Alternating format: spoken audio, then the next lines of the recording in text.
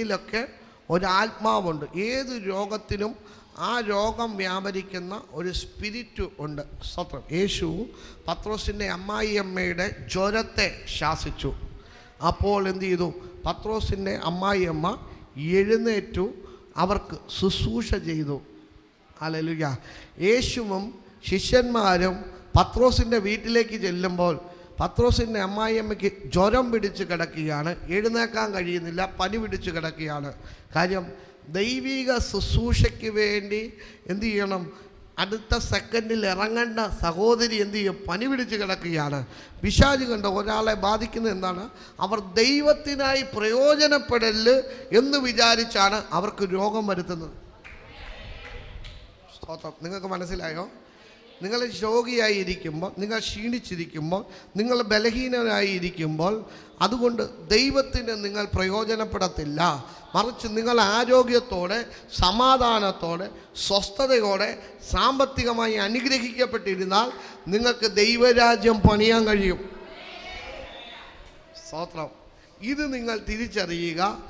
നിങ്ങൾ ആരോഗ്യത്തോടെ ഇരിക്കുന്ന നാളെല്ലാം, സമാധാനത്തോടെ ഇരിക്കുന്ന നാളെല്ലാം നിങ്ങൾ ദൈവത്തിന് വേണ്ടി പ്രയോജനപ്പെടേണ്ടവരാണ്. സ്തോത്രം. ഹല്ലേലൂയ. ഇപ്പം നമ്മൾ എന്താ ചെയ്യുന്നത്? നമ്മൾ നമ്മുടെ കഷ്ടം മാറ്റാൻ വേണ്ടി നമ്മൾ ഓടിക്കൊണ്ടിരിക്കുക. നമ്മൾ നമ്മുടെ കാര്യം ഒന്ന് നേരെയാക്കിയിട്ട് വേണം ദൈവരാജ്യം പണിയാൻ പോകാൻ. ഒരിക്കലുമല്ല. നിങ്ങൾ ദൈവരാജ്യം പണിയണമെന്നുള്ളത് ദൈവത്തിൻ്റെ ആഗ്രഹമാണ്. ദൈവരാജ്യത്തിന് വേണ്ടി നിങ്ങൾ നിൽക്കണമെന്നുള്ളത് ദൈവത്തിൻ്റെ പദ്ധതിയാണ്.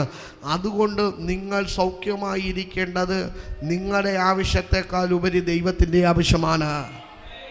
ഹല്ലേലൂയ. എത്ര പേർക്ക് മനസ്സിലാകുന്നുണ്ട്?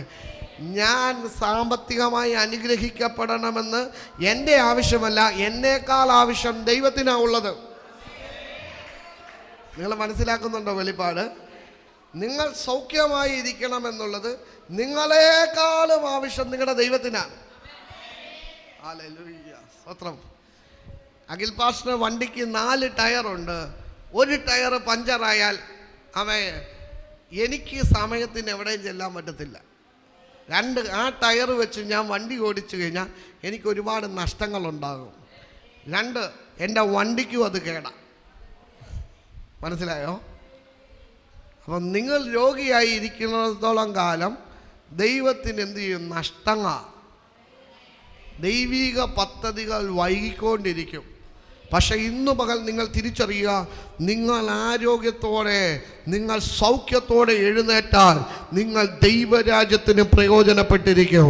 ഇന്ന് പകൽ നിങ്ങളെ സൗഖ്യമാക്കേണ്ടത് ദൈവത്തിൻ്റെ ആവശ്യമാകയാൽ അവൻ്റെ സൗഖ്യത്തിൻ്റെ മേഘം നിങ്ങളുടെ വീട്ടിലേക്ക് ഇന്ന് പകൽ ഇറങ്ങുകയാണ്. ഞാൻ